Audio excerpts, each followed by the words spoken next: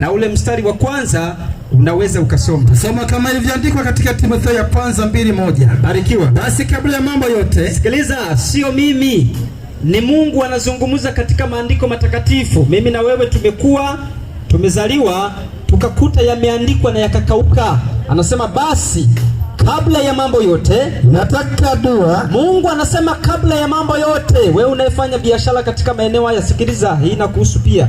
Mungu anasema kabla ya mambo yote, kabla hujafungua biashara yako, kabla hujafanya jambo lolote, Mungu anasemaje? Nataka dua na sala. Mungu anahitaji dua na sala na maombezi na shukrani ifanyike kwa ajili ya watu wote. Kwa hiyo kabla ya kufanya jambo lolote, Mungu anatamani yeye awe wa kwanza. Anasema kabla ya mambo yote nataka dua na sala na maombezi na shukrani zifanyike kwa ajili ya watu wote. Huo ndio taratibu ambao Mungu anautamani, anauhitaji. Mimi na wewe wanadamu waliotuumba, kabla ya mambo mengine yote Mungu anatamani awe wa kwanza. Kwa hiyo na mimi kabla sijaanza kuzungumza kile ambacho Mungu anatamani nikiseme, basi natamani tuweze kuomba na baada ya hapo tuweze kusikiliza. Basi tuombe.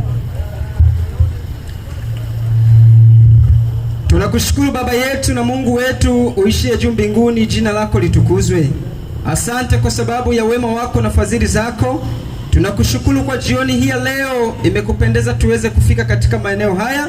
Lengo na makusudi ni kusema na watoto wako wa kiume na wa kike ulioweka katika ulimwengu huu, ili wakaweze kuyasikia maneno yako. Huenda wanaweza wakafanya toba ya kweli, ili na wao wakawa miongoni mwa wale watakaopata uzima wa milele. Nitumie kama chombo kwa ajili ya kuyanena maneno yako, ili kila mmoja atakapoyasikia yakaweze kumjenga na kumfaa kwa ajili ya kumuandaa katika uzima wa milele. Neema yako itutoshe, uwepo wako uwe pamoja nasi. Tumeomba na kuamini ya kwamba utatenda, ni kupitia jina la mwana wako mpendwa Yesu Kristo. Amina. Amen. Basi kwa sababu tumekuwa ni wenye kuomba na tumeambiwa kabla ya mambo yote Mungu anataka dua, anataka sala, anataka shukrani zifanyike kwa ajili ya watu wote. Na mwalimu kile ambacho ameweza kufundisha ni kitu ambacho ni cha msingi. Alitaka tuweze kumwelewa Mungu jinsi ambavyo anahitaji kupelekewa ibada na kicho. Hebu nisome kitabu cha Ibrania 12 anza mstari wa 28. Niweze kupitia kidogo alafu nimtofautishe Mungu na miungu. Najua katika ulimwengu wa leo wanadamu wengi wanafahamu Mungu, wanafahamu kutamka neno Mungu, lakini Mungu anayemtamka wengi wamekuwa hawamwelewi. Tutashangaa mtu anasema unasema neno gani? Na maanisha ya kwamba kuna watu wana Mungu miti, wanaabudu miti na wanasema ni Mungu, na kuna wengine wanaabudu mawe wanasema ni Mungu, lakini kuna wengine wana Mungu wanawaweka chini ya vitanda, wengine wanatembea nao katika viuno. Sasa utajiuliza Mungu amegawanyikaje kuwa katika vipengele hivyo, mara kuwa mti, mara kuwa jiwe? Mungu hawezi kuwa ni wa namna hiyo. Kwa hiyo watu tunafahamu neno Mungu, lakini hatumtambui huyu Mungu ambaye anapaswa kuabudiwa na kushukuriwa na kuomba. Sawa, kama fika Ibrania 12 fungu lake la 28. Barikiwa. Neno la Mungu limeandikwa kusema hivi. Basi kwa kuwa tunapokea ufalme usioweza kutetemeshwa. Basi kwa kuwa mimi na wewe tunatazamia kupokea ufalme usioweza kutetemeshwa, na muwe na neema ambayo kwa hiyo, sikiliza, anasema na tuwe na neema ambayo kwa hiyo tumtolee Mungu, tunapaswa kumtolea Mungu ibada ya, anasema ibada ya kicho na unyenyekevu. Pamoja na nini? Na unyenyekevu. Kwa hiyo lazima tujue huyu Mungu ambaye tunapaswa kumtolea ibada ya kicho pamoja na unyenyekevu, huyu Mungu ni nani? Na maandiko yanatamani tuweze kumjua. Hebu nisomee kitabu cha Yohana 17 na ule mstari wa 3. Lazima tuweze kumjua huyu Mungu ambaye anahitaji kufanyiwa ibada yenye unyenyekevu na kicho. Tuwezi kufanya ibada yenye unyenyekevu na kicho pasipo kumjua yule anayestahili kufanyiwa ibada hizo. Katika kitabu cha Yohana 17 na ule mstari wa 3, maandiko au maagizo ya Mungu yanatutamani tuweze kujua. Soma kama umefika. Soma kama ilivyoandikwa Yohana 17 fungu lake la 3. Inasema hivi. Barikiwa. Na uzima wa milele ndio huu. Sikiliza. Na uzima wa milele ndio huu, wakujua wewe Mungu wa pekee wa kweli. Kwa hiyo kumbe uzima wa milele upo kumjua Mungu wa pekee wa kweli. Kwa hiyo pasipo kumjua Mungu wa pekee wa kweli, hauwezi kuwa miongoni mwa wale watakaopata uzima wa milele. Na ndiposa Mungu anatamani tuweze kumfahamu, maana mimi na wewe tusipomfahamu tunaweza kuingia katika ibada ya kuabudu miungu mingine ambayo si Mungu. Maana tunaambiwa hivi katika kitabu cha Wakorintho wa kwanza 8 anza mstari wa 5. Lazima tuweze kutambua kuna Mungu na kuna miungu. Miungu ni ile ambayo ni ya kutengeneza, alafu Mungu ni yule aliyeziumba mbingu na nchi na bahari na vitu vyote vilivyomo, mpaka wewe mwenyewe ambaye unapatikana katika maeneo haya. Mungu ndiye aliyekuumba, si anajitofautisha na miungu wengine. Katika kitabu cha Wakorintho wa kwanza 8 anza mstari wa 5. Tasoma kama ilivyoandikwa katika Wakorintho ya kwanza 8:5. Barikiwa. Nasema hivi. Anasemaje? Maana ijapokuwa wako waitwao miungu. Sikiliza. Kwa maana ijapokuwa wako waitwao miungu, ama mbinguni, ama mbinguni, ama duniani, ama duniani, kama vile walivyoko miungu mingi, kama vile walivyoko miungu wengi, na mabwana wengi, na mabwana wengi. Kwa hiyo lazima tutambue ya kwamba katika ulimwengu kuna miungu mingi, katika ulimwengu kuna mabwana wengi. Sasa wewe Mungu unayemwabudu ni yupi kati ya hao wengi? Je, unamtambua Mungu anayestahili kuabudiwa na kupelekewa heshima? Unamstahili, unamfahamu Mungu aliyekuumba, au unaabudu miungu mingine ambayo ni tofauti na Mungu aliyekuumba? Ndiposa Mungu anasema ya kwamba ili mimi na wewe tuweze kupata uzima wa milele, lazima tumjue Mungu wa pekee wa kweli. Lakini kuna faida katika kitabu cha Ayubu 22 anza mstari wa 21. Ayubu 22 na ule mstari wa 21. Inasomeka hivi katika Ayubu 22 fungu lake la 21. Barikiwa. Anasema katika Ayubu 22:21, mjue sana Mungu. Sikiliza, maandiko yananihitaji mimi na wewe. Yanasema ya kwamba mjue sana Mungu ili uwe na amani. Ili uwe na nini? Na amani. Ndivyo mema yatakavyokujia. Kwa hiyo mimi na wewe, Mungu anatamani tuweze kumjua ili tuweze kuwa na amani, lakini anasema ya kwamba ili mema yaweze kutujia. Kwa hiyo kama mimi na wewe hatutaweza kumfahamu Mungu, hatuwezi kusema ya kwamba hatuwezi kuwa na amani. Kwa hiyo ili tuweze kuwa na amani, jambo la kwanza lazima tuweze kumfahamu Mungu, na Mungu anatamani tuweze kumfahamu ili tuweze kumpelekea ibada yenye kupendeza. Na kwa nini anatamani tumfahamu? Ni kwa sababu ametuambia katika ulimwengu huu kuna miungu wengi. Kwa hiyo usipomjua yeye, utajikuta umeingia katika miungu mingine. Ndiposa katika kitabu cha Kutoka 20 na ule mstari wa 3. Soma Mungu anasemaje Kutoka 20:3. Katika kitabu cha Kutoka 20:3 anasema, soma kama ilivyoandikwa. Barikiwa. Neno la Mungu limeandikwa kusema katika Kutoka 20 fungu lake la 3. Anasemaje? Anasema hivi, usiwe na miungu mingine ila mimi. Kwa hiyo Mungu anatamani tuweze kumjua ili tusije tukaingia katika ibada ya kuabudu miungu mingine. Anasema usiwe na miungu mingine ila mimi. Mungu anatamani yeye peke yake ndiyo aweze kuabudiwa. Lakini kitendo cha kutokumfahamu Mungu, utajikuta umeingia katika ibada ya miungu wengine, na kwa sababu utakuwa umeingia katika ibada ya miungu mingine, hautakuwa ukimpendeza Mungu, hautakuwa ukimpelekea Mungu ibada yenye kumpendeza. Natambua ya kwamba mimi na wewe Mungu ametupatia akili. Sisi si kama wanyama, na anatamani ya kwamba akili ambazo Mungu ametupatia tuweze kumjua yeye. Nisome kitabu cha Wakorintho wa kwanza 15:34. Akili ambayo Mungu amekupatia unayoitumia kutafuta mali ni sahihi. Lazima uweze kufanya kazi, uweze kupata kitu cha kuweka tumboni na maisha mengine yaweze kuendelea. Lakini jambo la kwanza, unamjua Mungu. Na kama unamjua Mungu, unamfanyia ibada kama anavyohitaji. Hayo ni mambo ambayo mimi na wewe tunapaswa kuzishughulisha akili zetu kuweza kujua, maana Mungu ametupatia akili. Soma kama umefika. Wakorintho ya kwanza 15:34 anasema, twende, anasema tumieni akili kama ipasavyo. Mungu anasema ya kwamba tumieni akili kama ipasavyo. Hebu subiri kidogo. Yaani ni kumaanisha ya kwamba Mungu ametupatia akili, lakini tunaweza kuwa akili zetu jinsi tunavyozitumia si kama ipasavyo. Kwa nasema tumieni akili kama ipasavyo. Kwa sababu gani? Wala msitende dhambi. Anaendelea kusema, anasemaje? Kwa maana wengine hawamjui Mungu. Wengine hawamjui nani? Mungu. Wengine hawamjui Mungu. Ni hawamjui Mungu kwa sababu gani? Kwa sababu wameshindwa kutumia akili ifanyaje? Ipasavyo. Kwa hiyo tunapaswa kutumia akili zetu ipasavyo, maana kuna wengine hawamjui Mungu. Na sisi Mungu ametupatia akili.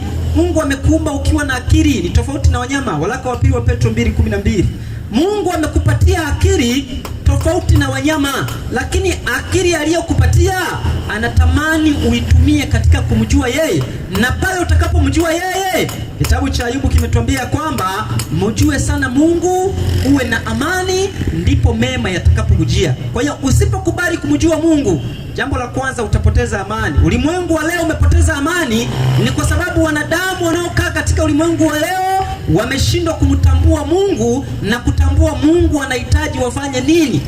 Maana leo tumeona kila nchi inalilia amani, amani. Ungezani watu wangekubali kuishi sawa sawa na maagizo ya Mungu, amani isingekuwa ya kuliliwa, amani ingeendelea kuwepo. Lakini kwa sababu wanadamu wanakiuka maagizo ya Mungu, sasa kimekuwa ni kilio cha ulimwengu, watu wanalilia amani. Soma andiko nilokupa katika kitabu kile cha Petro, waraka wa pili wa Petro 2:12. Katika waraka wa pili wa Petro 2:12 anasema, nasoma kama ilivyoandikwa. Barikiwa. Neno la Mungu linasema hivi, na alisema, lakini hao kama wanyama wasio na akili. Lakini hao kama wanyama wasio na nini? Na akili. Lakini tumesoma 15:34 wa Korinto wa kwanza, ikasema ya kwamba tumieni akili kama ifanyaje? Kama ipasavyo. Maana Mungu ameniumba mimi na wewe, ametupa akili, lakini wanyama hakuwapatia akili kama ya kwako. Kwa hiyo hiyo akili ambayo Mungu amenipa, akili ambayo Mungu amekupatia, anatamani uitumie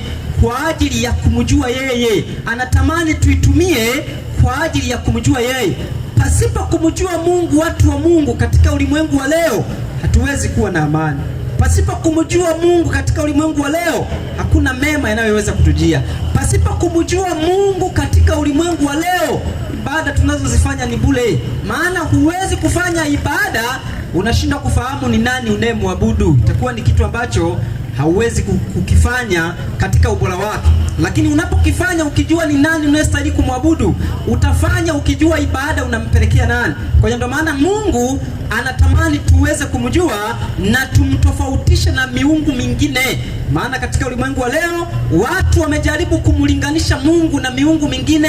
Ni kwa sababu gani? Ni kwa sababu walikuwa hawana ufahamu wa kumjua huyu Mungu anayestahili kuabudiwa.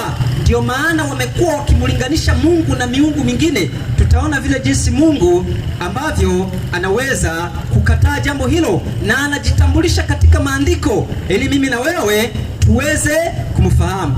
Sasa kumjua Mungu kuna maana kama tatu. Nataka nieleze maana leo moja. Kumjua Mungu kuna maana kama tatu. Kwanza kuna kumjua vile ambavyo amejieleza katika maandiko. Lakini pia kuna kumjua Mungu katika maana hii. Nisomee kitabu cha waraka wa kwanza. Waraka wa kwanza wa Yohana 2, anza mstari wa 4. Kumjua Mungu kuna maana kama tatu. Tadokeza maana 2, alafu tujifunze maana moja. Watu tumjue Mungu kama kumjua. Soma kitabu cha waraka wa kwanza wa Yohana 2, anza mstari wa 4. Katika kitabu cha waraka wa kwanza wa Yohana 2 fungu lake la 4. Barikiwa. Neno la Mungu linasema. Anasemaje? Nasema, yeye asemaye nimemjua. Yeye asemaye nimemjua, wala hazishiki amri zake. Wala hazishiki amri zake. Ni Mungu. Wala kweli haimo ndani yake. Kwa hiyo kumbe kumjua Mungu katika maana ya kiroho ni pale mwanadamu anapokubali kuishi sawasawa na amri zake. Unapoishi sawasawa na amri za Mungu, hiyo inaonesha ya kwamba unamjua Mungu. Na Tito 1:16 anajaribu kutueleza. Maana leo kuna wanadamu wanasema ya kwamba wanamjua Mungu, lakini ukiangalia jinsi wanavyoishi katika maisha yao ya kila siku, unaona kabisa hakuna mtu anayemjua Mungu. Watu wanadhani kumjua Mungu ni kusema katika mdomo kwamba mimi namjua Mungu, mimi namjua Mungu, mimi namjua Mungu. Kumjua Mungu si katika mdomo. Kumjua Mungu, Tito 1 mstari wa 16. Sikiliza Tito anavyozungumza. Tutasoma kama ilivyoandika katika waraka wa Paulo kwa Tito 1:16. Anasemaje? Wanakiri ya kwamba wanamjua Mungu. Sikiliza, kuna watu katika ulimwengu wa leo tunaambiwa ya kwamba wanakiri ya kwamba wanamjua Mungu, bali matendo yao wanamkana. Bali katika matendo yao wanafanyaje? Wanamkana. Kwa hiyo kumbe, ili uoneshe ya kwamba unamjua Mungu, katika matendo yako lazima yaweze kudhihirisha ya kwamba ni kweli unamjua Mungu. Huwezi kusema unamjua Mungu lakini katika matendo yako unamkana. Hakuna imani ya namna hiyo. Katika kitabu cha Yakobo 2 na ule mstari wa 17, ili uoneshe ya kwamba unamjua Mungu lazima ukubali kuonesha katika matendo. Kuna imani ya mdomoni kusema mimi namjua Mungu, alafu watu wakiangalia jinsi unavyoishi. Na hii watu wa Mungu, niwaambie ukweli, leo watu wanaoenda katika majumba ya ibada wamekuwa ni watu wanaowadharau wale ambao hawajachukua hatua ya kupiga hatua na kuona kana kwamba wao ni wadhambi kuliko wao. Lakini wanashindwa kutambua ya kwamba kuonesha ya kwamba unamjua Mungu si kukimbilia tu katika majumba ya ibada. Huko kuna wezi. Na kitu ambacho ujiulize, leo majumba ya ibada yamekuwa mengi lakini uhalifu umezidi kuongezeka. Kwa nini usipungue wakati majumba ya ibada yanazidi kuongezeka? Sasa uhalifu uendelee kupungua. Ni kwa sababu watu wanakimbilia huko kwenda kujificha makosa yao. Na lazima tuweze kutambua, mtu yeyote anapokuambia namjua Mungu, kipimo, angalia katika matendo. Imani ya kweli, Yakobo 2 mstari wa 17. Twende. Soma kama ilivyoandikwa katika Yakobo 2:17. Barikiwa. Vivyo hivyo na imani isipokuwa ina matendo imekufa. Vivyo hivyo imani isipokuwa na matendo imefanyaje? Imekufa nafsini mwake. Kwa hiyo swala la kusema unamjua Mungu, swala la kusema unamwamini Mungu, lakini wanadamu wenzako wanapokuangalia katika matendo yako unaonekana ufai hata kidogo, hiyo si kuonesha ya kwamba unamjua Mungu. Kwa hiyo mtu anapotamka ya kwamba ninamjua Mungu, lazima akubali kuonesha katika matendo ya kwamba anaishi sawasawa na maagizo ya Mungu. Leo kuna watu wanasema wanamjua Mungu lakini hawazungumuzi na majirani zao, tena wanawachukia. Hiyo sio kumjua Mungu. Leo kuna watu wanasema wanamjua Mungu, hawaongei na wazazi wao. Hiyo ni kitu cha ajabu. Leo kuna watu wanasema wanamjua Mungu, wao katika ndoa yao na mke wake hawaelewani. Mwingine analala sebuleni, mwingine analala chumbani. Alafu ikifika siku ya ibada wanabeba Biblia alafu wanasema wanamjua nani?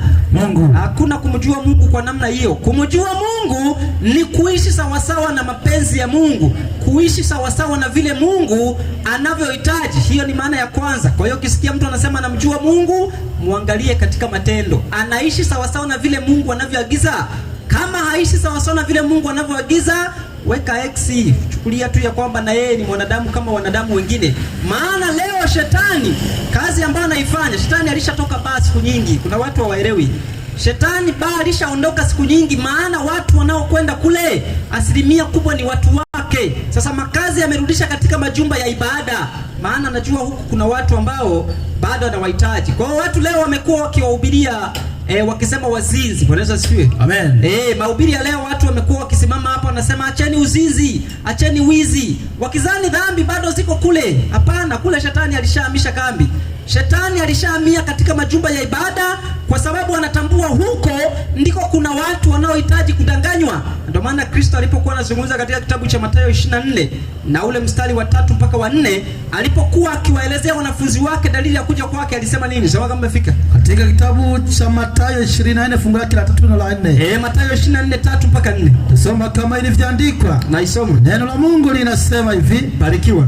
24 fungu lake la 3 anasema, hata alipokuwa ameketi katika mlima wa Mizeituni. Tunaambiwa Yesu alipokuwa ameketi katika mlima wa Mizeituni, wanafunzi wake walimwendea. Walimwendea kwa faraga, wakisema, tuambie mambo haya yatakuwa lini? Alafu nayo nini dalili ya kuja kwako? Alafu na ya mwisho wa dunia? Sasa Yesu anaulizwa na wanafunzi, awaambie ni nini dalili ya kuja kwake.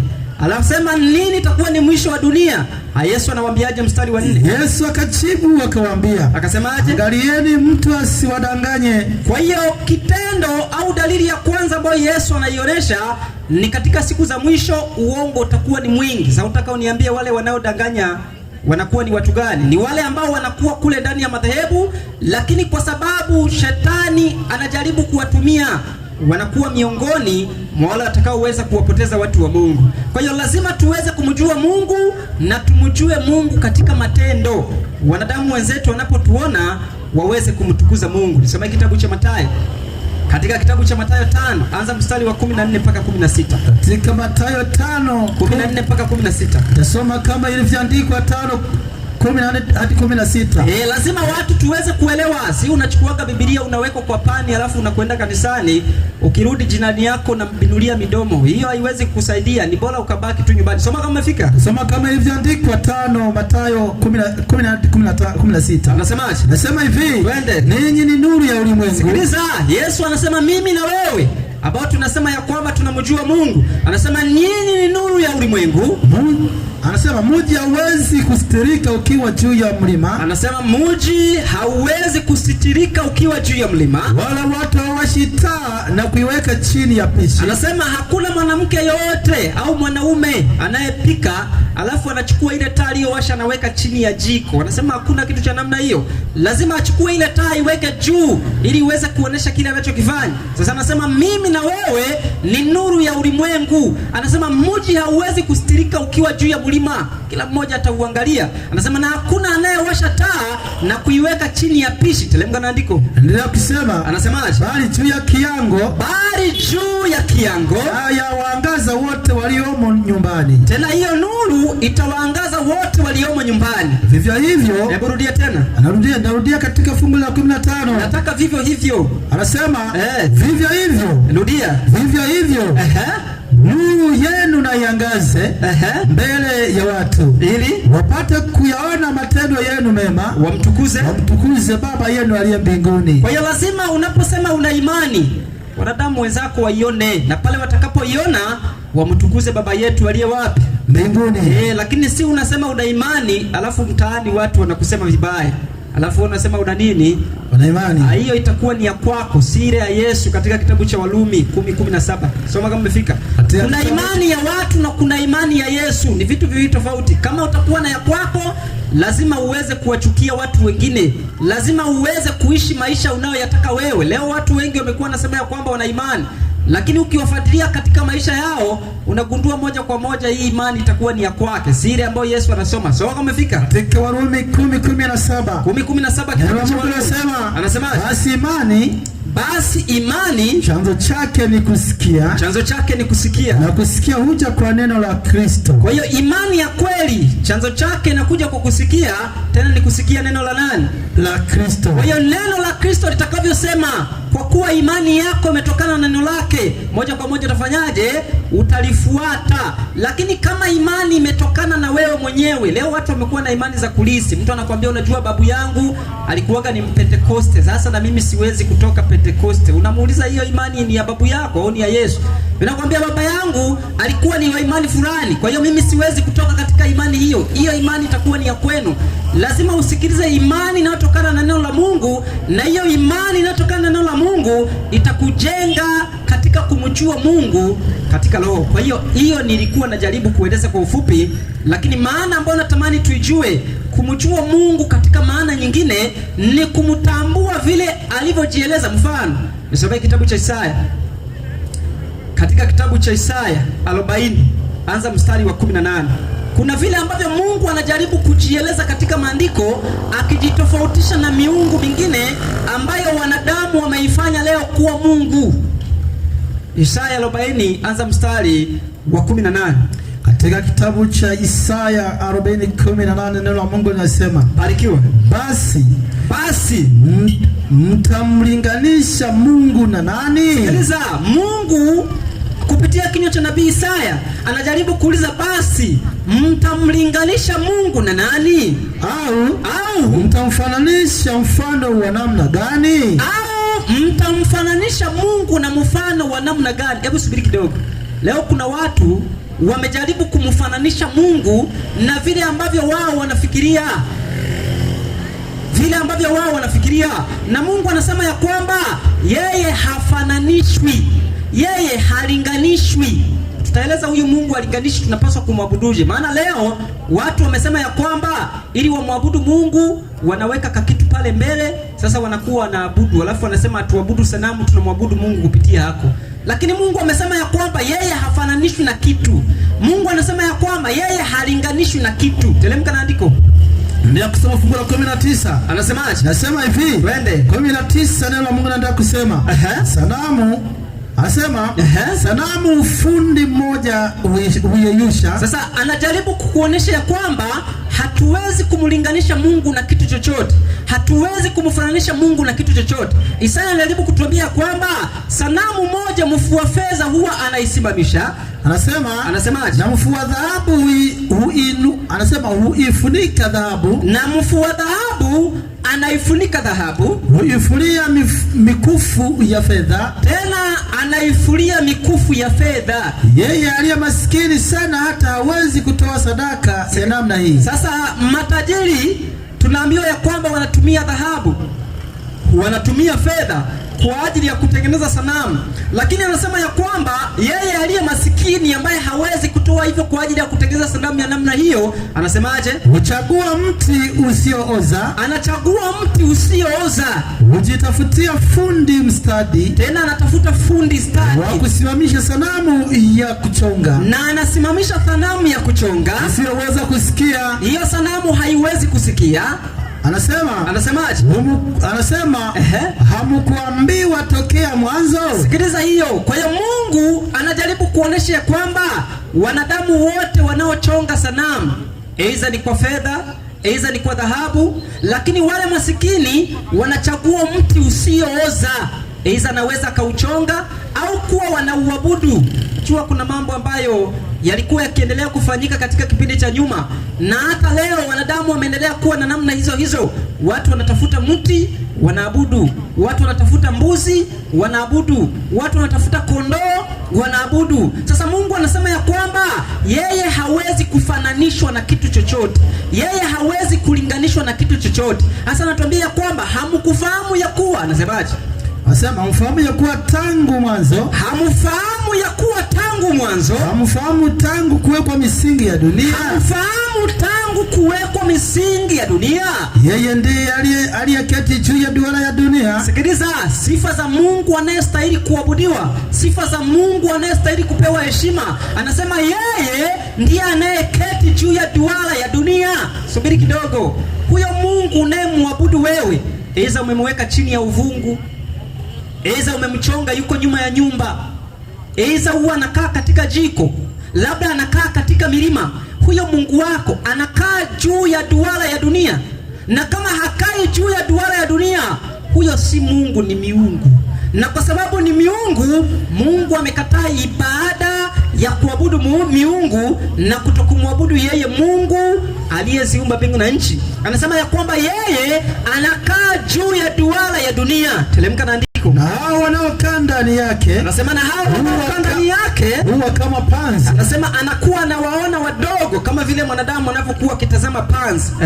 Yeye ndiye aliyezitanda mbingu kama pazia. Tunaambiwa ya kwamba huyu Mungu anayestahili kuabudiwa, yeye ndiye aliyezitanda mbingu kama pazia. Sasa jiulize, huyo Mungu ambaye unampelekea ibada wewe, iwe ni katika nyumba yako, iwe ni katika majumba ya ibada. Malele leo kuna watu wanaabudu viumbe vingine, kuna watu wanaabudu miungu mingine. Swali la kujiuliza ambalo Mungu anatamani umtofautisha na miungu mingine, anasema ya kwamba yeye ndiye anayekaa juu ya duara ya dunia. Lazima ujiulize, Mungu unayemwabudu anakaa juu ya duara ya dunia au umemweka pale mbele? Na kama Mungu unayempelekea ibada umemweka pale mbele, huyo hawezi kufaa kuwa Mungu. Maana Mungu anasema hivi, 11:6 kitabu cha Waebrania. Mungu anasema ya kwamba yeye anaabudiwa kwa njia ya imani. Soma kama mmefika katika Waebrania 11 fungu lake la 6. 11:6 kitabu cha Waebrania. Mungu anasema, na alisema, lakini pasipo imani, sikia, lakini pasipo imani haiwezekani kumpendeza. Haiwezekani kumpendeza. Kwa maana mtu amwendeaye Mungu lazima amini kwamba yeye yuko. Lazima amini kwamba yeye yuko. yuko. Kwa hiyo tunapomwendea Mungu hatupasi kuwa na kitu mbele kinachofanya tuseme tunamwabudu Mungu alafu tunakuwa tumeweka kitu mbele. Leo kuna watu wanachonga sanamu, nakuta wanalisanamu likubwa, aidha la msalaba linakuwa pale mbele, alafu watu wanakuwa wanalifanyia ibada. Alafu mtu kimwambia anasema sisi hatuabudu sanamu, lakini tunapitia hii tukimwabudu Mungu. Mungu amekataza. Anasema yeye hafananishwi, yeye halinganishwi. Na anasema ya kwamba maana pasipo imani haiwezekani kumpendeza. Yule amwendeaye Mungu lazima amini kwamba yeye yuko. Lazima tutambue kwamba Mungu anaabudiwa kwa njia ya imani. Na imani ni nini?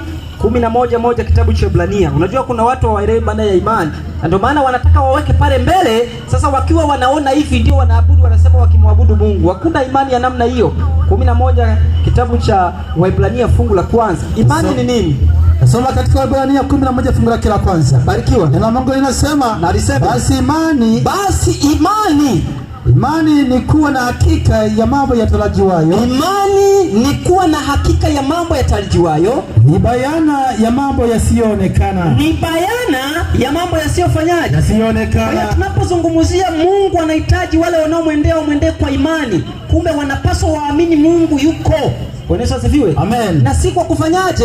Kwa kuona. Wakorintho wa pili 5:7. Si kwa kuona, maana tunaenenda kwa imani. Sababu kama umefika katika swala la kuweka kitu mbele na kusema ya kwamba unamwabudu Mungu kupitia hicho, hiyo imani si ya kweli. Na kama una imani ya namna hiyo, umejaribu kumlinganisha Mungu, umejaribu kumfananisha Mungu. Sasa unakuta mtu anaabudu kondoo. Bwana Yesu asifiwe. Amen. Tena wamefika mbali wanazivalisha paka yale mananili. Sasa unakuta je, Mungu anafanana na kondoo? Jibu utakuta ni hapana. Mtu anaabudu mbuzi. Sasa utasema Mungu anafanana na mbuzi? Unakuta watu wanaabudu mawe. Sasa Mungu anafanana na jiwe? Ndio maana Mungu amekataa kufananishwa. Mungu amekataa kulinganishwa, na anasema ya kwamba yeye anaabudiwa kwa imani. Yule anayemwendea lazima aamini kwamba yeye yuko. Na tumeona imani ni kuwa na hakika ya mambo yatarajiwayo, tena ni bayana, ni waziwazi ya mambo yasiyofanyaje? Yasiyoonekana. Soma andiko lilokupa Wakorintho wa pili 5:7. Katika kitabu cha Wakorintho ya pili 5 fungu la 7. Anasema soma kama ilivyoandikwa, na usome. Maana twaenenda kwa imani. Twaenenda kwa imani, si kwa kuona. Kwa hiyo imani ni kuamini, si kuona. Bwana Yesu asifiwe. Amen. Kwa hiyo swala la kusema unamwabudu Mungu kwa kuchonga kitu na kuweka mbele, alafu unasema ya kwamba ukiabudu hicho unatuambia unamwabudu Mungu, hiyo si imani. Hiyo tayari wewe ushakuwa na Mungu wako, na kwa sababu umekuwa na Mungu wako, Mungu hahitaji wanadamu wawe na miungu mingine, kwa sababu ametuambia yeye ni Mungu mwenye wivu. Katika kitabu cha Kutoka 20 anza mstari wa 7. Mungu amekataza ibada za namna hiyo, na ndiposa anatamani mimi na wewe tuweze kumjua. Kuna watu wanasema wanamjua Mungu, lakini ukiangalia vile wanavyoviabudu, sasa unashindwa kuelewa huyu anamjua Mungu kwa namna gani. Anamjua Mungu kwa kusema Mungu, au anamjua Mungu kama alivyojieleza? Sababu kama umefika katika kitabu cha Kutoka 20 fungu la 4, tusome kama ilivyoandikwa. Anasemaje? Sema usijifanyie sanamu ya kuchonga, wala mfano wa kitu chochote kilichoko juu mbinguni, wala kilicho chini duniani, wala kilicho majini chini ya dunia. Usivisujudie wala kuvitumikia. Sawa. Kwa kuwa mimi Bwana Mungu wako ni Mungu mwenye wivu. Subiri. Kwa hiyo Mungu anajitambulisha kuwa ni Mungu mwenye wivu. Anakuwa ni mwenye wivu kwa sababu gani? Yeye ndiye aliyetuumba, si tuna wanawake. Bwana Yesu asifiwe. Amen. Hebu nisomee kitabu cha Isaya 54 mstari wa 6. Mungu anakuwa na wivu kwa sababu yeye ndiye aliyetuumba.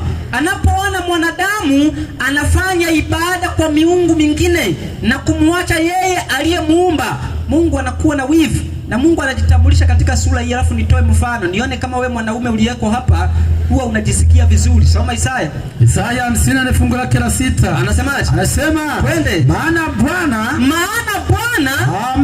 amekuita kama mke aliyeachwa. Maana Bwana amekuita kama nani? Mke aliyeachwa. Kwa hiyo kumbe mimi na wewe wanadamu wenye dhambi, tunapomwamini Kristo, tunapomwamini Mungu ambaye ni baba yake, tunaonekana kama ni mwanamke aliyeitwa, aliyekuwa amefanyaje? Ameachwa. Sasa swali, unapomwona mke wako ana mwanaume mwingine, wewe unajisikia raha? Si kuna watu wanawachoma wenzao visu, unaweza sifiwe. Amen. Si kuna watu wanawachoma na mikaa, unaweza sifiwe. Kabisa. Sasa ni kuonesha kwa nini mwanadamu au mwanaume vile anavyokuwa na wivu kwa mke wake, anapokwenda kinyume na vile ambavyo mume anataka, ndivyo ambavyo Mungu anakuwa na wivu pale anaponiona mimi na wewe tunashindwa kuishi sawasawa na vile alivyotuagiza, tunashindwa kumpelekea ibada, tunashindwa kumtambua na kuanza kuabudu miungu mingine. Mungu anaona wivu, na ndio maana natamani watu wa maeneo haya ya Tabora waweze kutambua ya kwamba Mungu aliyewaumba hafananishwi na kitu chochote. Mungu aliyewaumba anasema ya kwamba yeye halinganishwi na kitu chochote. Hebu soma mstari wa 28, Isaya 40 mstari wa 28. Katika kitabu cha Isaya 40 fungu lake la 28 tusoma kama ilivyoandikwa. Barikiwa. Je, wewe hukujua? Sikiliza, Mungu anakuuliza wewe unayetengeneza sanamu. Mungu anakuuliza wewe unayeabudu miti. Mungu anakuuliza wewe unayeabudu mawe. Mungu anakuuliza wewe unayeabudu kondoo. Mungu anakuuliza wewe unayeabudu mbuzi. Mungu anakuuliza wewe unayeweka kitu chochote mbele yako ukisema ya kwamba unamwabudu Mungu kwa hiki kitu kinachoonekana. Anakuuliza, je, anasemaje? Wewe hukujua? Wewe hukujua? Wewe hukusikia? Wewe hukusikia? Yeye Mungu wa milele, Bwana muumba miishi ya dunia, hazimii wala hachoki, akili zake hazichunguziki. Hebu rudi kidogo alafu usome kwa vitu. Tarudi katika kitabu cha Isaya 40 fungu lake la 28. Fungu lake la 28 nasema, anasema je, wewe hukujua? Sasa anatuuliza mimi na wewe tunaoabudu, tunaotengeneza vitu vya kuonekana tukisema ni Mungu. Anasema, je, hukujua? Hukusikia? Hukusikia? Yeye Mungu wa milele, kwamba Mungu ni wa nini? Wa milele. Sasa huyo wewe uliyemuumba, umilele wako unakuwa wapi? Umilele wake unakuwa wapi wakati wewe ndiye uliyemtengeneza? Unajua kuna wakati inabidi tutumie akili. Ndio maana tumesoma Wakorintho wa kwanza 15:34. Anasema tumieni akili kama ipasavyo. Kwa maana wengine hawamjui Mungu. Hawamjui Mungu kwa sababu gani? Wameshindwa kutumia akili ambazo Mungu amewapatia. Wewe huwezi kuchonga mti unaweka pale unaabudu unasema ni Mungu wakati tunaambiwa Mungu ni wa milele. Sasa ni wa milele huo mti. Wewe umekukuta, yani wewe umezaliwa umekuwepo na umeuchonga. Anawezaje kuwa na sifa ya kuwa Mungu wakati hana umilele? Lazima tuweze kutambua Mungu ni wa milele. Anasema yeye ni wa mwanzo na yeye ni wa nini? Mwisho. Huwezi kutafuta mwanzo wake maana yeye ndiye wa mwanzo. Na uweze kutafuta mwisho wake maana yeye ndiye wa mwisho. Bwana asifiwe. Lakini huyo unayemtengeneza wewe, uliyemweka mbele, sijui ulienda kwa fundi ukampatia ubao, sasa akakuchongea ukawa naye mule ndani, sijui ulienda kwa mtu fulani akakutengenezea, huyo anapoteza sifa ya kuwa Mungu. Maana Mungu yeye ni wa milele. Lakini tunaambiwa hivi katika kitabu cha Timotheo wa kwanza 1 na ule mstari wa 17. Nataka tumtofautishe Mungu na miungu mingine ili wanadamu wote wanaompenda Mungu. Unajua kuna watu wanampenda Mungu na ndio maana wako tayari kufanya ibada ya namna hiyo, akili zao na fahamu zao zikijua wanamwabudu Mungu, lakini kwa sababu walikuwa hawajatambua Mungu anatamani waweze kujua, waondoke katika ibada ya namna hiyo, warudi katika ibada ya kumwabudu Mungu ambaye anajulikana na jinsi alivyojieleza katika maandiko. Sawa kama umefika? Kitabu kile cha Timotheo ya kwanza 1:17. Tumeona Mungu ni wa milele. Huyo wa kwako kaa ukajiulize kule nyumbani. Wewe ni wa milele. Kibidi unamuuliza wakati mwingine, lakini tumeambiwa katika Isaya 40 kwamba yeye hasikii wala hafanyeje?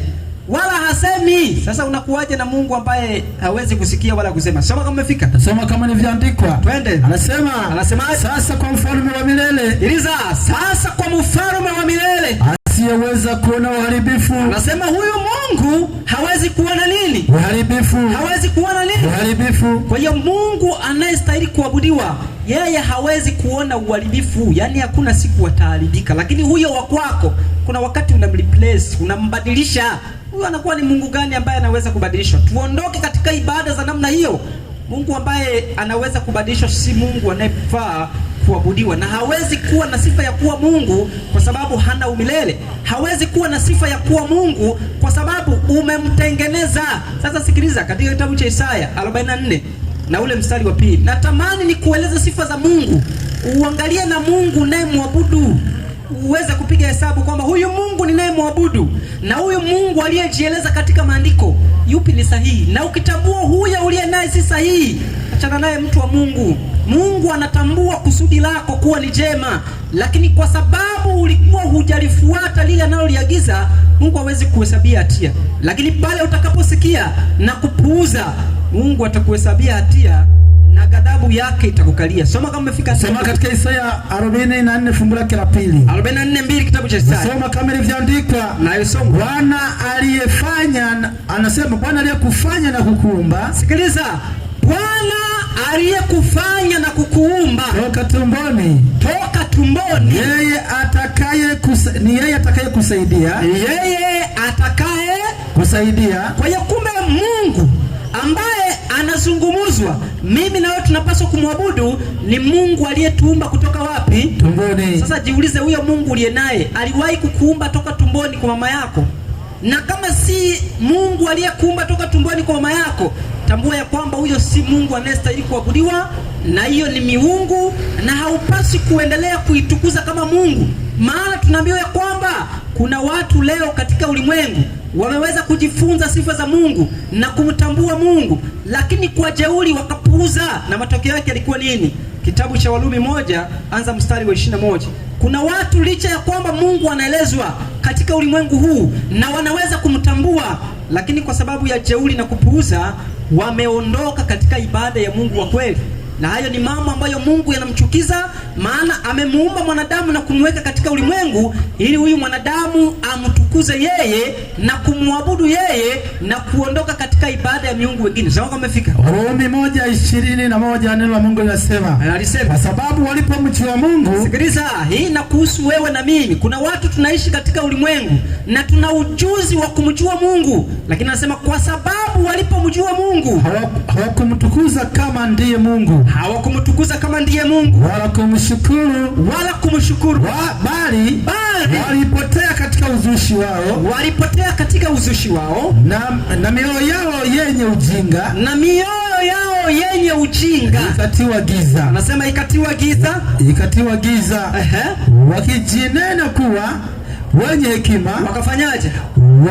Anasema walipumbazika, wakaubadili utukufu wa Mungu. Sikiliza hiyo point, nataka uweze kuelewa. Anasema ya kwamba walijiona kuwa na hekima, wakapumbazika, wakaubadili utukufu wa Mungu asiyebadilika. Alafu nasema wakubadili utukufu wa Mungu asiye na uharibifu, kwa mfano wa sura ya binadamu, alafu aliye na uharibifu, alafu na ya ndege, alafu na ya wanyama, alafu na ya vitambaavyo. Leo kuna watu wamebadilisha utukufu wa Mungu, wamembadilisha Mungu anayestahili kuabudiwa, si kwa sababu hawajui. Leo kuna watu wanatambua kabisa, wanajua ya kwamba Mungu ndiye aliyeziumba mbingu na nchi na bahari na vitu vyote vilivyomo, lakini wanatengeneza miungu wengine na wanaabudu. Sasa utasema huyo mtu haelewi. Ni kwa sababu gani? Akili zao zenye ujinga. Tunapozungumzia ujinga si tusi. Unaweza ziviwe. Amen. Ndio maana katika kitabu cha Matendo ya Mitume 17:30 soma Mungu anasemaje. Katika kitabu cha Matendo ya Mitume 17:30 tasoma kama ilivyoandikwa. Ni kwa sababu watu wamekataa kuwa na Mungu katika fahamu zao. Ukikataa kuwa na Mungu katika ufahamu wako, utajiingiza katika ibada ya kuwa na miungu mingine, na kwa sababu utakuwa katika ibada ya kuwa katika miungu mingine, Mungu hatapendezwa na wewe. Na Mungu hawezi kufanya jambo lolote pasipo kutoa tangazo. Ndio maana ameweza kututuma tuweze kusema na watu walioko hapa. Kama kutakuwa na watu wana Mungu wa viunoni, leo kuna watu wanatembea na Mungu yuko kwenye viuno. Yaani neno lolote anaamini kile ambacho alichonacho kiunoni. Wengine wanatembea nao kwenye mabega huko. Wengine wanakuwa nazo chini ya uvungu, kiingia ndani ziko kule. Wengine wanakuwa na miungu katika vyumba fulani, havifunguliwi, anakuwa kule. Huyo hastahili kuwa Mungu. Mungu gani anafungiwa? Soma kama umefika. Soma kama ilivyoandikwa katika kitabu cha Matendo ya Mitume 17:30. Twende. Anasema, basi zamani zile za ujinga. Sikiliza, basi zamani zile za ujinga Mungu alijifanya kama hazioni. Hizo zamani ambazo mimi na wewe na wengine hata kama watakuwepo wanaoendelea kuabudu miungu, wanatengeneza mfano wa kitu, wanaabudu. Mungu anasema zamani hizo za ujinga Mungu alijifanya kama hazioni. Bali sasa, sikiliza, sasa hivi tunavyozungumza, bali sasa anawaagiza watu wote wa kila mahali. Mungu anawaagiza watu wote wa kila mahali watubu. Kwa nini ukatae kutubu? Kubali kutubu. Kutubu ni kubadilika na kugeuka. Uondoke katika kile ulichokuwa unakifanya kinyume na vile Mungu alivyoagiza, na uanze kuishi sawa sawa na Mungu anavyotaka. Na Mungu ameahidi ya kwamba atasamehe. Katika kitabu cha Waebrania 10 na ule mstari wa 17. Amesema ya kwamba atatusamehe dhambi zetu na hatazikumbuka tena, kama tutakuwa tayari kutubu, kama tutakuwa tayari kubadilika, kama tutakuwa tayari kugairi. Soma kama fika. Katika Waebrania 10:17. Twende. Tusoma kama ilivyoandikwa. Inasema andikwa kusema, dhambi zao na uasi wao, dhambi zao na uasi wao sitaukumbuka tena kabisa. Sitaukumbuka tena kabisa. Kwa hiyo kama mimi na wewe tulikuwa miongoni mwa wale tunaoabudu miungu mingine, ilikuwa ni kwa sababu ya kutokumjua Mungu. Tukajaribu kumfananisha Mungu na viumbe vingine, tukajaribu kumfananisha Mungu na mawe, tukajaribu kumfananisha Mungu na vile tulivyoona ya kwamba tunatamani kumwabudu Mungu katika mfano fulani. Mungu anasema zamani zile zilikuwa ni za ujinga, lakini wakati huu Mungu anatamani mimi na wewe tuweze kutubu. Na tunaposema kutubu, tugeuke na kuweza kumrudia yeye na kumpelekea ibada Mungu aliyeziumba mbingu na nchi na bahari na vitu vyote vilivyomo. Kwa nini ukatae kurudi? Kwa nini ukatae kugeuka? Kwa nini ukatae kukubali ya Mungu anavyohitaji? Mungu anatamani watu wa Mungu aweze kutuokoa. Mungu atamani mwanadamu yoyote aweze kupotea katika ulimwengu, lakini kwa sababu ya akili zetu kutiwa giza, kwa sababu ya kushindwa kuzitumia akili zetu kama ipasavyo, tumejikuta tukijiingiza katika ibada zisizoweza kumpendeza Mungu. Lakini Mungu anatamani leo mimi na wewe tuweze kumrudia yeye na kumwabudu yeye aliyeziumba mbingu na nchi na bahari na vitu vyote vilivyomo. Rudi katika kitabu cha Isaya. Katika kitabu cha Isaya 46. Katika kitabu cha Isaya 46 anza mstari wa 5. Pana 6 Isaya mstari wa 5. Fungu lake la 5 utasoma kama ilivyoandikwa. Lazima tumtofautishe Mungu na miungu wengine ili ibada tunazozipeleka ziweze kuwa na kibali. Soma kama umefika. Mara 6 fungu lake la 5 katika Isaya anasema hivi. Anasemaje? Soma kama ilivyoandikwa. Inasema nimeyaona haya kwa sababu, anasema nimeyaona haya kwa sababu gani? Unasoma 40 ngapi? 46 fungu lake la 5 mwalimu. Hebu soma 48. 48:5 anasema. Anasemaje? Nisoma kama ilivyoandikwa 48:5 anasema hivi. Kwa maana watu wapandapo huko Luhithi watapanda wasiache kulia. Hapana, sio hiyo. Hebu angalia 46 umesoma 46:5. 5 ndio mwalimu. Umesoma hiyo? Ndio. Basi mtakuwa nimepoteza hilo fungu. Nirudi hapo mwalimu. Kitabu cha Isaya 46 mstari wa 5. Mstari wa 5. Hebu rudi hapo tuone. Inasema hivi. Anasema katika Isaya 46 fungu lake ni la 5, neno la Mungu linasema, mtanifananisha na nani? Ningeshangaa ulikuwa unasoma wapi? Mtanifananisha na nani? Mtanifananisha na nani na kunisawazisha na nani? Mungu anajaribu kuzungumza ya kwamba mtanifananisha na nani na kunisawazisha naye na kunilinganisha naye na kulilinganisha naye ili tuwe sawa sawa. Ili tuwe sawa sawa. Mungu anashangaa kwamba mimi na wewe tutamlinganisha Mungu na nini, wakati tumetambua ya kwamba Mungu anaketi juu ya duara ya dunia. Tutamlinganisha Mungu na nini wakati tumeona Mungu ndiye aliyetuumba kutoka tumboni mwa mama zetu?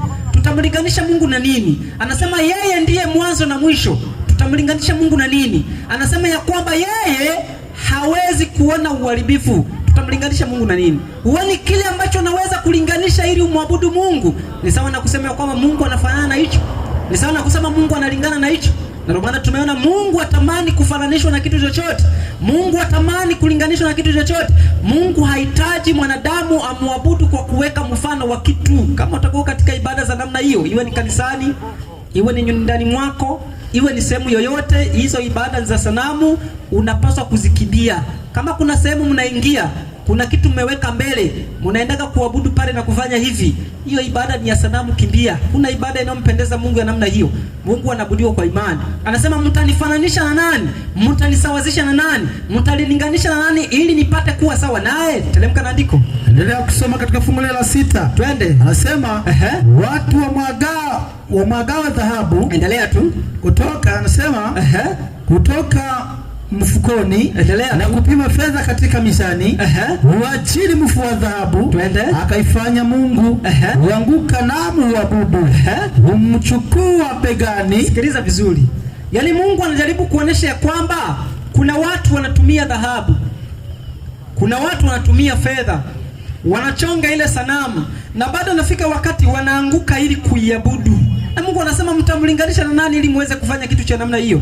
Anasema ya kwamba huwa wanamchukua begani.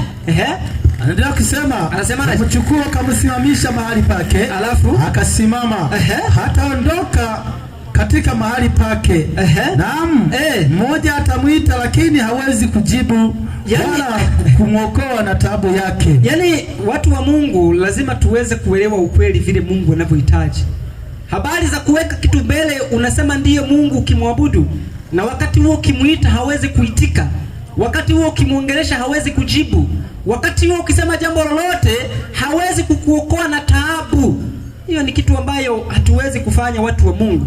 Lazima tukubali kurudi katika ibada ya Mungu wa kweli, ambaye Mungu huyo tumeweza kumtambua na anajitambulisha. Leo kuna watu wana miungu ambayo majina wakikueleza paka unaweza kucheka. Hebu nisome kitabu cha Kutoka 6 mstari wa 2. Mungu anajitambulisha yeye ni nani? Soma kama umefika. Kutoka 6 fungu lake la 2. Lazima tumsikilize amesema yeye ni nani, alafu angalie Mungu aliye naye anaitwa hivyo. Soma kama umefika. Soma kama ilivyoandikwa Kutoka 6:2, anasema hivi: kisha Mungu akasema na Musa akamwambia. Akasemaje? Mimi ni Yehova. Kwa hiyo Mungu wetu anajitambulisha kwetu kuwa yeye ni nani? Ni Yehova. Yeye ni Yehova. Sasa huyo Mungu aliye naye wewe ni Yehova. Na kama huyo Mungu aliye naye si Yehova, wewe upo katika ibada ya Mungu wa kutengeneza. Tena kama ni Mungu huyo ambaye umepeleka kwa fundi, wakakuchongea, ukaweka ndani, ukawa unamfanyia ibada, huyo ni Mungu ambaye hastahili kuabudiwa. Na kwa sababu ni Mungu ambaye hastahili kuabudiwa, lazima tukubali kurudi katika ibada ya Mungu wa kweli. Lazima tukubali kumwabudu Mungu ambaye ana sifa zote za kuabudiwa. Na hapo tutakapofanya hivyo, tutaweza kuona Ayubu ametuambia, mujue sana Mungu ndipo mema yatakapokujia. Kwa hiyo pasipo kumjua Mungu hakuna mema yatakayoweza kukujia. Nisomee kitabu cha Zaburi 111 mstari wa 9. Zaburi 111 mstari wa 9. Tunaambiwa pia huyu Mungu, sikiliza jina lake, alafu uangalie kama jina lake la namna hiyo, yeye ni wa namna gani. Zaburi 111 mstari wa 9. Anasema Zaburi 111 fungu lake la 9. Anasema hivi, anasema amewapelekea watu wake ukombozi. Sikiliza, hii inazungumza na wale ndugu zangu ambao wako katika imani. Uweze kusikiliza, kuna wakati hatusomi maandiko na kuyaelewa. Anasema amewapelekea watu wake nini? Ukombozi. Twende. Ameamuru agano lake liwe la milele. Alafu jina lake ni takatifu. Hebu rudia tena. Jina lake ni takatifu. Rudia tena. Jina lake ni takatifu. La kufanyaje? La kuogopwa. Leo utakuta yawe ya, unajiuliza ili jina linakuwaje takatifu la kuogopwa? Alafu watu wanaliimba. Watu wanalifanyia mchezo. Unakuta watu wanaimba yawe. Unajiuliza hivi jina limekuwa ni la kuogopwa la namna hiyo? Mtu tu ambaye ameolewa katika familia hawezi kutaja jina la baba mkwe wake anaitwa nani, hawezi kusema jina lake na hawezi kumuita kwa jina. Lakini leo wanadamu walioko katika imani, jina la Mungu tunaambiwa tena ni takatifu la kuogopwa, lakini watu nakuta wanalifanyia yawe. Sasa unajiuliza hilo mbona limekuwa si la kuogopa, limekuwa kama la kudharauliwa?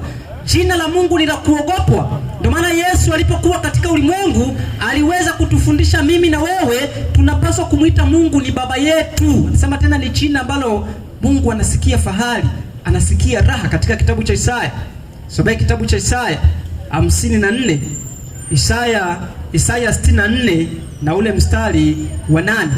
Mungu anatamani tuweze kumuita baba yetu, maana jina lake ni takatifu la kuogopwa. Leo jina la Mungu limekuwa la mchezo, watu wanalitungia paka nyimbo alafu wanakuwa wanaburudika. Yawe yawe yawe yawe yawe yawe. Unajiuliza, hilo jina limeondoka lini kuwa na utukufu na kuogopwa mpaka kuanza kufanyiwa ziaka? Soma kama fika. Soma katika Isaya 64 fungu la 8. Anasema soma kama ilivyoandikwa. Barikiwa. Lakini sasa Bwana, wewe u baba yetu. Mungu anafurahi tukimuita hivyo. Siku kaga unasema yawe yawe yawe, afu na wakati huo unaambiwa jina lake ni takatifu la kufanyaje? Na kuogopa. Sasa linaogopaje na wakati limekuwa la mchezo? Limekuwa kama bibi yetu. Lazima tutambue ya kwamba kama jina lake ni la kuogopwa, yeye atakuwa ni wa namna gani? Yeye atakuwa ni mwenye utisho, lakini hatamani sisi tuweze kumuogopa. Anatamani tuweze kumwabudu kama baba yetu. Anatamani tuweze kumheshimu kama baba yetu. Kama vile ambavyo mimi na wewe tunawaheshimu mababa zetu wa kimwili, ndivyo ambavyo Mungu na yeye anatamani tuweze kumheshimu zaidi. Maana hakuna mtu ambaye anaweza kutaja jina la baba yake.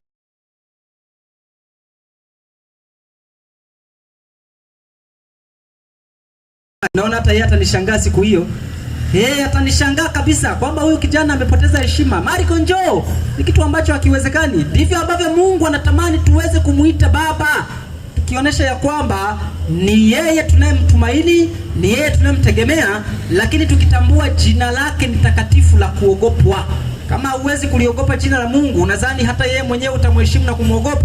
Na maana mwalimu aliyekuwa hapa ameeleza vile watu wanapomchezea Mungu, wanasema ya kwamba wanacheza disco la Yesu. Najiuliza, disco la Yesu kwenye makanisa lilifika siku gani? Kuna disco la Yesu? Hakunaga disco la Yesu. Mungu anahitaji tumwabudu kwa kicho, Mungu anahitaji tumwabudu kwa unyenyekevu, Mungu anahitaji tumwabudu kwa heshima, tukionyesha ya kwamba yeye ndiye Mungu, jina lake ni takatifu na la kuogopwa. Basi ninapoelekea mwisho, watu wa Mungu, kulingana na muda wetu tulioweza kuwa nao leo, ilikuwa ni siku ambayo tumeweza kufungua mkutano hapa, na tutakuwa hapa kwa muda wa siku 14. Lakini kama kuna mtu atakuwa na swali, mikutano yetu inakuwaga ni ya uhuru. Kama kuna jambo lolote umelisikia, tunakukaribisha katika maiki ya msomaji.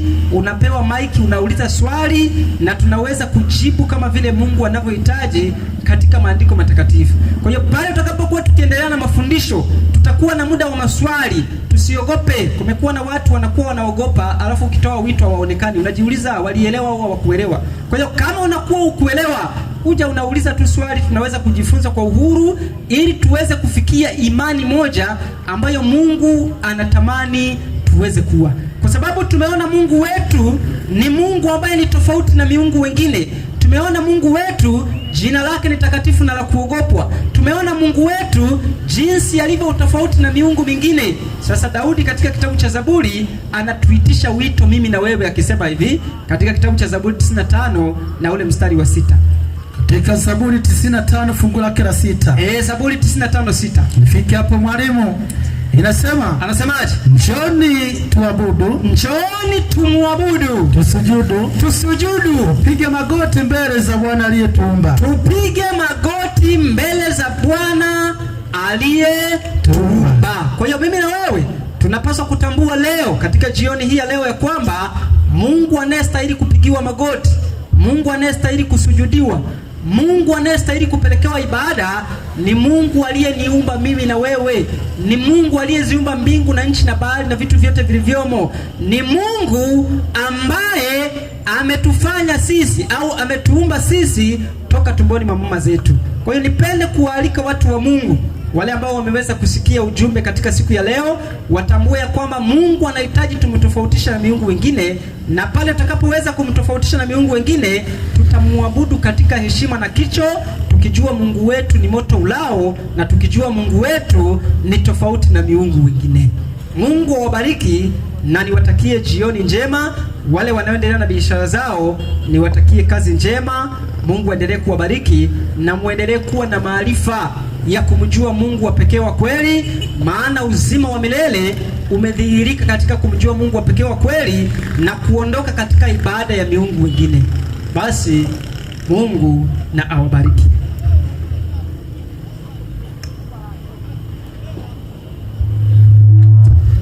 Basi huo ni mwisho wa masomo yetu jioni ya leo.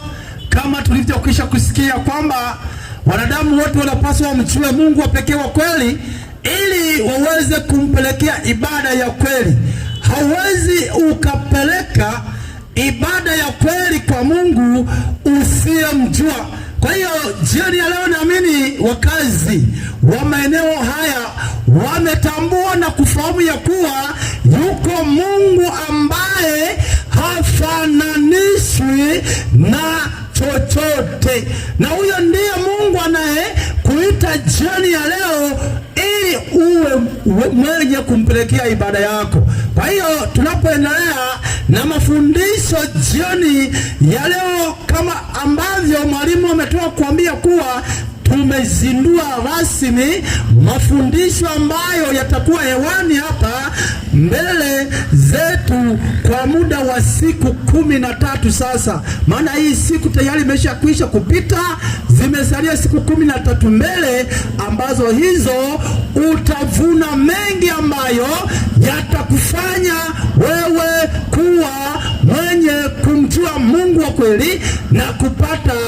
uzima wa milele. Kwa hivyo niishie pale, niwalike wote ambao wamekuwa wakisikia na kujifunza kwa muda huo mchache, wakayatafakari hayo waliosikia, vivyo wakijiweka tayari pia kuendelea kuhudhuria katika mikutano yetu inayoendelea hapo mbele. Kwa hivyo tunapokwenda kuahirisha, kama nilivyokwisha kusoma fungu lile la Zaburi ya 95:6, ni muhimu tukimpigia Bwana magoti wakati tunapokwenda kuahirisha vipindi vya jioni ya leo. Basi niwalike wote tupige magoti kwa ajili ya kuomba. Tunakushukuru Mungu mbaji uketie juu ya duara ya dunia nzima, wewe ambaye umetuumba kwa sura na mfano wako, wewe ambaye unatuita tukurudie wewe kwa ajili ya kufanyia ibada. Tunasema Mungu wetu, jina lako jioni ya leo lipewe sifa. Tunapoendelea kusimama katika viwanja hivi, Mungu wetu endelea kuonekana wewe. Mungu wetu endelea kusema wewe, ili watu wako Mungu wetu wakapate kusikia yale yaliyo mafundisho ya kweli. Hatimaye watakaposikia wafanyie wepesi wa kufanya uamuzi na kurudi katika mafundisho ya kweli, hatimaye wakapate kuokolewa katika dunia iliyoharibika. Naamini Mungu wetu umesikia na utafanya hivyo. Sina shaka na maombi haya, ninaamini amani yako itaendelea kuwa juu yetu, itaendelea kuwa juu ya wote ambao wamesikia, itaendelea kuwa juu ya Watanzania wote, itaendelea kuwa juu ya dunia nzima. Hatimaye Mungu wetu kazidi kutukuka juu ya yote. Asante kwa kuwa wewe Mungu wetu endelea kuwabariki watu wote ambao wanakutumainia na kukutegemea. Naamini wote ambao wataweka tumaini mbele zako hawataaibika, bali watapata kuheshimika katika ulimwengu ujao. Naamini yote Mungu wetu tenda kulingana na mapenzi yako. Ombi hili ninaliomba kwa imani kupitia katika jina la Yesu Kristo mwana wako. Amina.